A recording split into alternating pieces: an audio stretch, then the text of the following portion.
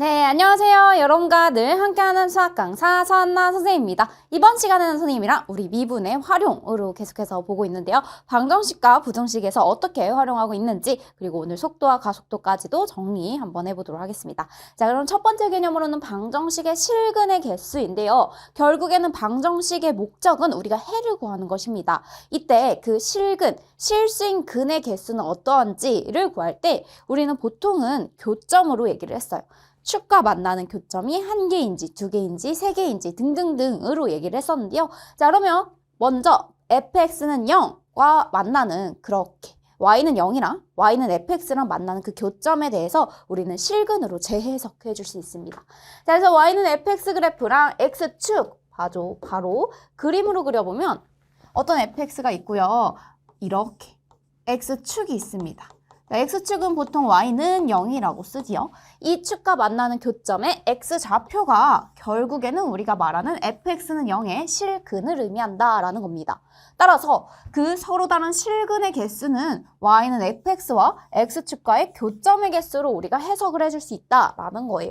그 다음에 fx랑 gx가 서로 같다. 이번엔 fx는 0이 아니라 fx랑 gx랑 같다라고 하면은 얘를 한쪽으로 이항해서 fx 마이너스 gx를 새로운 함수 hx로 해석을 해서 1번처럼 문제를 풀어줄 수도 있고요. 아니면 직접 fx와 gx 그래프를 그린 후에 그 두 개의 교점에 대해서 생각해 줄 수도 있습니다. 알겠죠? 자, 이 항을 해석하는 관점은 1번으로 풀어줄 수 있는 거고요. fx, gx를 각각 좀 쉬운 함수다라고 하면은 두 개를 각각 그린 다음에 우리가 교점으로 다시 해석해도 괜찮습니다. 알겠죠? 네.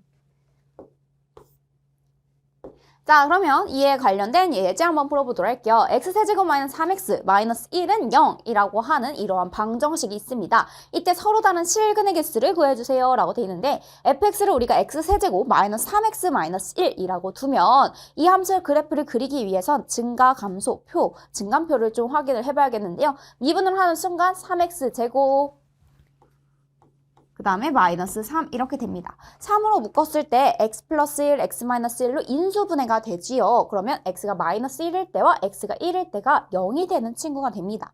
그래서 우리가 이 사이사이의 부호들이 어떠한지 봤더니 마이너스 1보다 작은 값, 뭐 마이너스 2 같은 거 대입해 볼까요? 여기다 마이너스 2 대입하면 음수, 얘도 음수입니다. 음수 곱하기 음수는 양수죠. 자, 마이너스 1과 1 사이에 0과 같은 수를 대입을 하잖아. 그럼 여기는 양수, 여기는 음수이기 때문에 얘는 마이너스가 됩니다.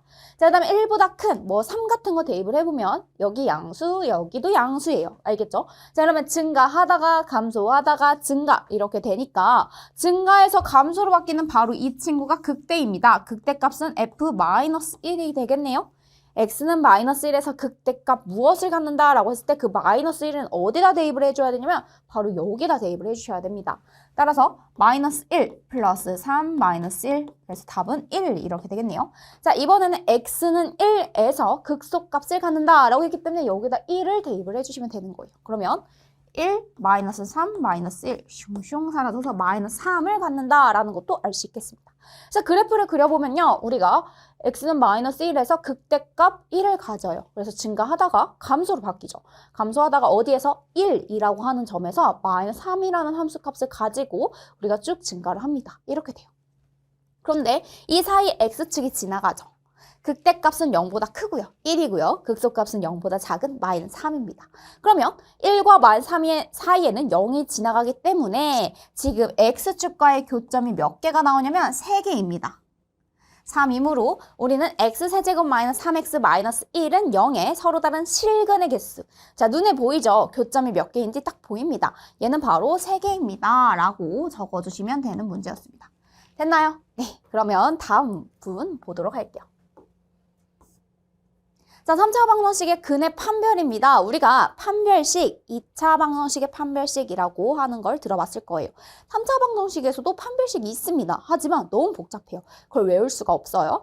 그러면 2차 방정식에서 근의 판별식이라고 하면 b제곱 마이너스 4ac가 0보다 큰지, 0인지, 0보다 작은지로 교점이 2개인지 아니면 1개인지 하나도 만나지 않는지를 얘기를 했었죠. 자, 3차 방정식에서는 도대체 근을 어떻게 판별하면 좋을까라고 했는데요. 3차 방정식에서 근이라고 하면 서로 다른 세 실근을 갖거나 아니면 중근 하나와 하나의 실근. 자, 이렇게 하면 딱 접하는 거 하나. 이게 중근, 그 다음에 얘가 실근 하나. 여기도 중근 하나, 실근 하나 이렇게 됩니다. 자, 한 실근과 두 허근 이러면요. 교점이 딱 하나밖에 없는 거예요. 눈에 보이는 근, 즉 실근은 오직 하나밖에 없고요. 붕 떠있는 이 부분에서 분명 허근을 갖게 될 겁니다. 자, 여기서도요. 지금 하나의 실근과 허근 하나를 갖는다라고 되어 있는데요. 여기선 극대 극소값으로 우리가 판별을 해줄 수 있습니다. 자, 예를 들어서 극대가요. 하나는 0보다 크고 극소가 0보다 작으면 그 사이에는 반드시 0을 지나가게 돼 있습니다. 그래서 하나는 0보다 크고 하나는 0보다 작을 때 반드시 0은 그 사이를 지나가게 되어 있다. 이게 바로 중간값 정리랑도 관련이 있었지요. 자, 그다음에 여기서는 이제 0 둘이 곱해서 극대값, 극소값 곱해서 0이 된다는 건 둘 중에 하나가 0이라는 거야. 자, 얘가 0이거나 얘가 0인 건데 그러면 한 점에선 딱 접하고요. 그 다음에 다른 하나를 실근을 갖는다. 그래서 극대 극소를 구해서 곱했더니 둘 중 하나가 0이라면 하나는 접해 있다. 어디에? X축에 접해 있다. 라고 해석해 주시면 돼요. 자, X축에 접한 점 때문에 바로 0이 되는 친구들이죠.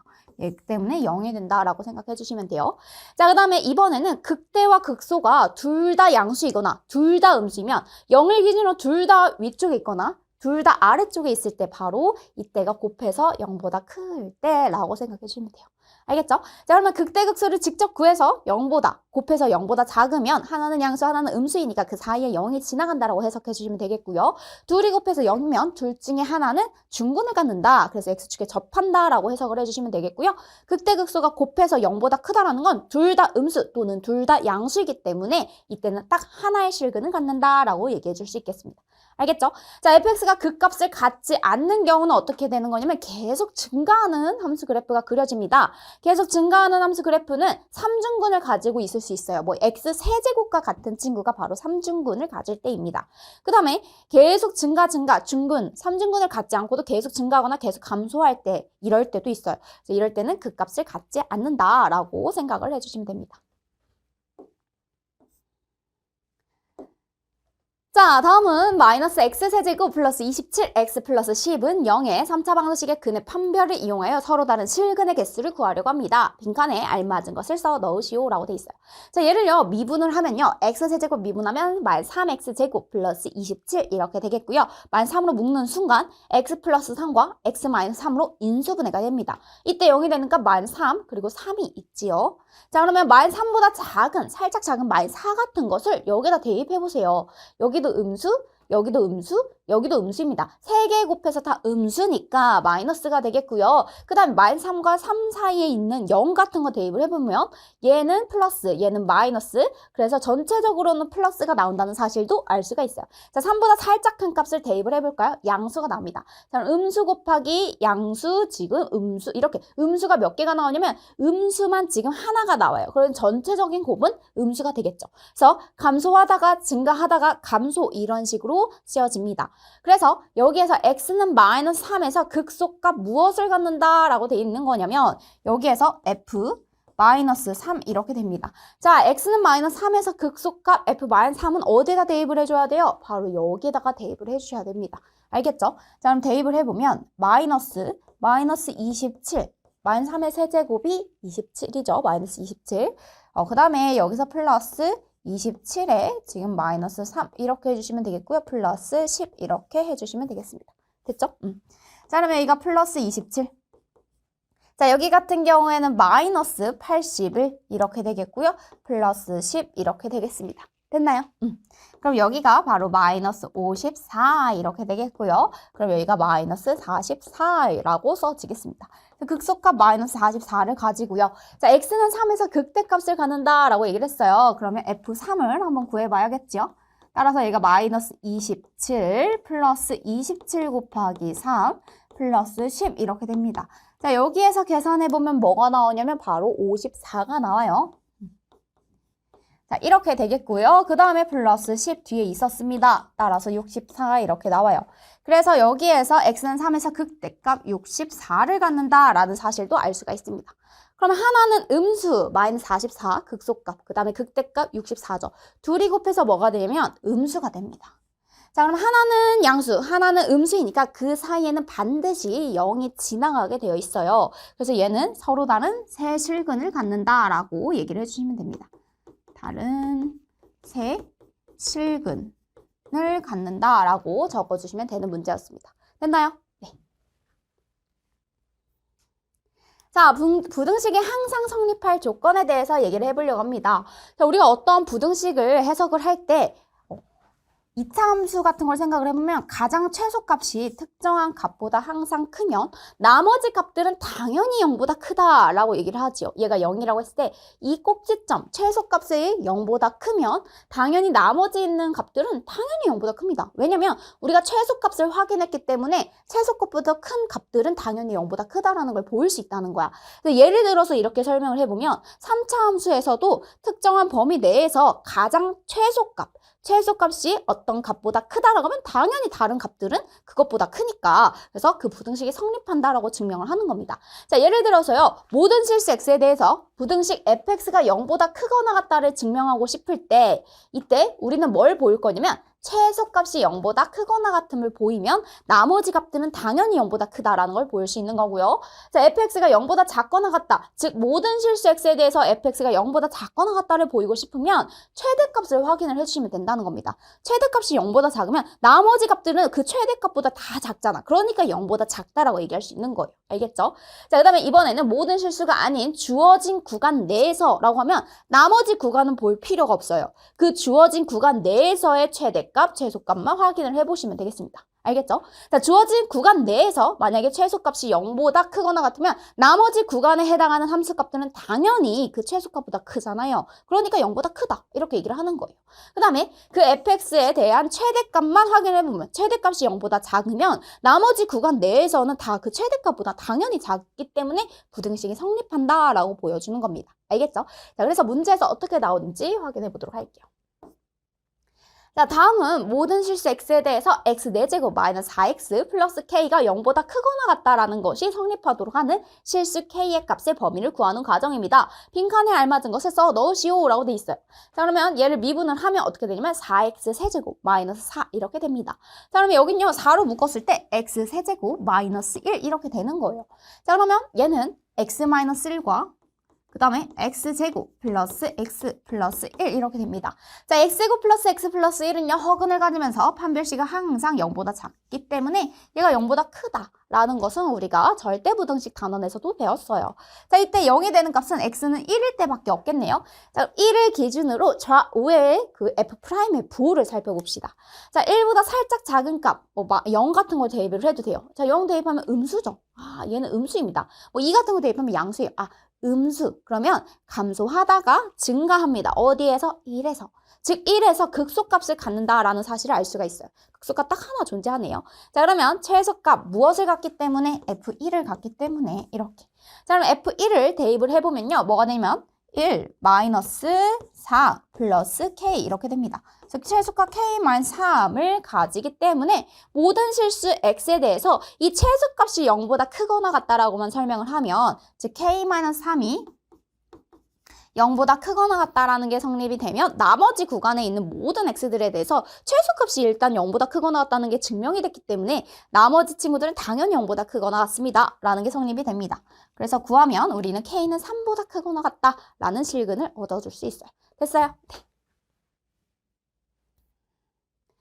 자, 다음은 이때 열린 구간 마이너스 3부터 무한대, 제한된 범위가 마이너스 3부터 무한대라고 되어 있습니다. 이때 fx가 특정한 k보다 작도록 하는 그러한 실수 k의 값의 범위를 구하는 과정인데요. 빈칸에 알맞은 것을 써 넣으시오라고 되어 있습니다. 자, 그럼 여러분들은 이제 범위 자체가 제한된 범위가 x가 마이너스 3보다 큰 범위 내에서만 생각을 하면 돼요. 이거에 대한 증감표를 그려보려고 하는데 지금 봤더니 자, 미분을 하면 마이너스 3x 제곱, 그 다음에 마이너스 15x, 마이너스 18 이렇게 됩니다. 얘가 인수분해가 돼요. 마이너스 3, x 플러스 2와 x 플러스 3에서 인수분해가 돼서 마이너스 3일 때와 마이너스 2일 때를 기준으로 우리가 증가 감소표를 그려줄 수가 있어요. 자, 그럼 여기가 마이너스 2.5 같은 걸 대입해봐. 그럼 여기는 음수, 여기는 양수예요. 그리고 여기가 음수가 있네요. 그래서 여기가 증가 이렇게 돼요. 자, 마이너스 2보다 작으면 마이너스 1 같은 거 대입해보는 거야. 여기다 마이너스 1 대입하면 양수입니다. 그런데 마이너스 3 있죠? 그래서 음수인 거야. 자, 증가하다가 감소하는 바로 여기가 뭐가 되냐면 극대가 된다라는 것을 알 수가 있습니다. 알겠죠? 자, 그럼 fx는 어디에서? x는 마이너스 2에서 최대값을 갖는다라는 걸 알 수가 있는데요. 우리 마이너스 2를 대입을 해봐야겠네요. 마이너스 마이너스 8. 그 다음에 마이너스 2분의 15 곱하기 4. 그 다음에 마이너스 2를 대입을 하는 순간 플러스 36, 마이너스 8 이렇게 되는 거예요. 자, 플러스 8, 마이너스 8 사라지고요. 그 다음에 여기가 2 이렇게 됩니다. 그럼 마이너스 30 플러스 36 하면은 답은 6 이렇게 되겠네요. 최대값 6을 갖기 때문에 어떤 fx가 k보다 작다라고 하는 그 범위, 즉 얘가 최대값이 6인 거야. 여기에서 지금 x는 마이너스 2에서 최대값 6을 갖습니다. 그렇다면 특정한 k보다 항상 작다라는 게 성립이 되려면 k라고 하는 친구는 6보다는 큰 수여야겠죠. 그렇죠? k는 6보다는 큰 수여야 우리가 이 fx가 k보다 작다라는 게 성립이 되는 겁니다. 알겠죠? 6이 되는 순간 등호가 안 들어가니까 안 돼요. 6보다 살짝 큰 수, 뭐 6.01도 괜찮고 6.001 이런 친구가 뭐가 돼야 된다? 지금 k값이 되어야 되는 겁니다. 알겠죠? 그래서 k는 6보다 큰 수여야 우리가 이 부등식이 성립한다라는 것을 확인해 주시겠네요. 됐나요? 자, 이번에는 수직선 위를 움직이는 속도, 가속도에 대해서 살펴보려고 합니다. 수직선 위를 움직이는 점 P의 시각 T에서의 위치 함수를 이제부터 x, t라고 얘기를 할 겁니다. 자, T가 변함에 따라, 시각 T가 변함에 따라 위치 함수를 xt 또는 ft를 많이 쓰는데요. 이 x는 ft처럼 나타낼 수 있습니다.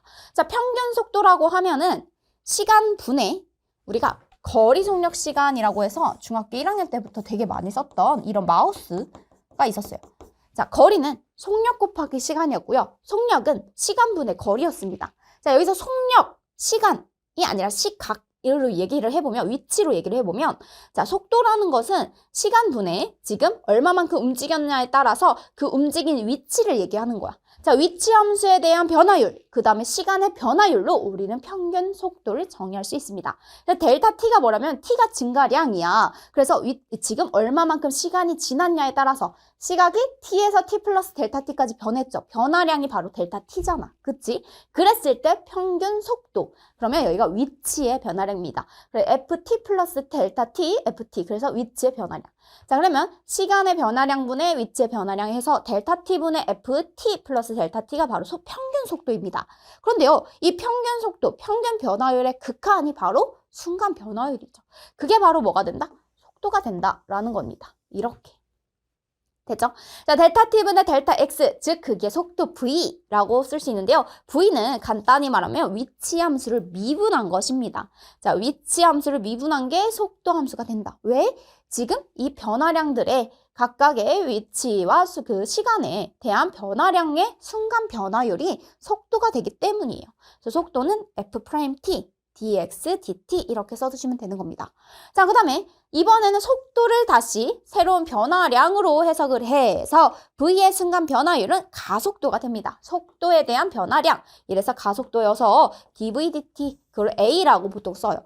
a는 가속도, v는 속도, x는 보통 위치 이렇게 씁니다. 그래서요, x를 미분하면 누가 나오고? v가 나오고, 그 다음에 v를 미분하면 누가 나오고? 가속도가 나온다라고 해석을 해주시면 되겠습니다. 알겠죠? 자, 수직선 위를 움직이는 점 P의 시각 T에서의 위치 X가 다음과 같을 때 주어진 시각 T에서의 속력과 가속도를 각각 구하세요 이랬어요. 자, 속력이라고 하는 건 속도의 크기입니다. 주의해야 돼요. 얘는 속도의 크기. 그래서 항상 절대값을 씌워서 양수값으로 만들어주셔야 됩니다. 자, 그러면 우선은 속도를 구하려면 X'을 구해봐야겠죠. V 이렇게 구해봐야겠어. 그러면 10t, 그 다음에 마이너스 60 이렇게 됩니다. 그런데 주어진 시각이 지금 t가 10일 때예요. 그럼 여기 t에다가 10을 대입을 해보면 100 마이너스 60 이렇게 되겠네요. vx't, 즉 vt, v 10이죠. 여기가 10. 이렇게 10 대입하면 100 마이너스 60, 즉 40 이렇게 써주시면 되는 거예요. 자, 속도의 크기, 양수니까 그냥 40 이렇게 써주시면 됩니다. 즉 v 10의 크기는 40 이렇게 나오겠네요. 그리고 나서 가속도도 구하세요 라고 돼 있어요. 가속도는 한 번 더 미분을 해야겠죠. v 프라임을 해보면 그게 뭐가 된다? a가 되죠. 자, 얘 미분하면 10이고요. 뒤에 상수는 딱 사라집니다. 그래서 가속도는 그냥 10 이렇게 써주시면 돼요. 자, 그 다음에 이 함수에 대해서도 동일하게 가보도록 합시다. 마이너스 6t 제곱 마이너스 2t 이렇게 됩니다. 이게 바로 vt예요. 자, 그럼 at도 구해볼까요? 여기서 한 번 더 미분을 해야죠. 마이너스 12t 마이너스 2 이렇게 해주시면 되는 거예요. 자, t가 1일 때 라고 하면 여기에 v에 1을 대입을 해줬더니 마이너스 8이 나옵니다. 근데 속력이라는 것은 속도의 크기라고 했죠? 따라서 우리 절대값 v1에 지금 절대값을 씌워주면 마이너스 8의 절대값이니까 따라서 8 이렇게 나오시면 되겠습니다. 자, 그럼 가속도를 구해야 되니까 가속도 같은 경우에는 A1 이렇게 해서 마이너스 14예요 라고 구해주시면 돼요. 자, 가속도는 마이너스 14, 속력은 8이라고 우리가 구해줄 수 있겠습니다. 됐나요? 자, 우리 시간에 대한 길이, 넓이, 부피의 변화율에 대해서 볼 겁니다. 시간이 점점 늘어남에 따라 길이나 넓이, 부피 등이 어떻게 변화하는지 그 변화율에 대해서 비율로서 얘기를 해보려고 해요. 시간의 변함에 따라 길이가 변화하는 양은 결국엔 그 길이를 미분을 해주셔서 그 값을 대입을 해주시면 되겠고요. 자, 넓이를 S라고 했을 때 그 넓이의 변화량, 시간이 변함에 따라 넓이가 얼마만큼 변하는지를 얘기하고 싶은 거야. 그래서 ds, dt, 넓이를 미분해서 그 특정한 t에서의 그 값을 구해주시면 되겠고요. 부피도 똑같아요. 부피가 v라고 얘기를 했을 때 그 델타 v, 델타 t분의 델타 v, 시간이 변함에 따라 그 부피는 얼마만큼 변화하는지 양을 얘기를 해줄 겁니다. 알겠죠? 자, 다음은 어떤 물체 시각 t에서의 길이 l에 대한 식이 11t 제곱 마이너스 66t 플러스 33입니다. t는 4에서의 물체 길이의 변화율, 특정한 값을 알려줬죠. t는 4에서 변화율이라고 하면 미분을 해야 합니다. 미분해볼까요? 22t 마이너스 66 이렇게 됩니다.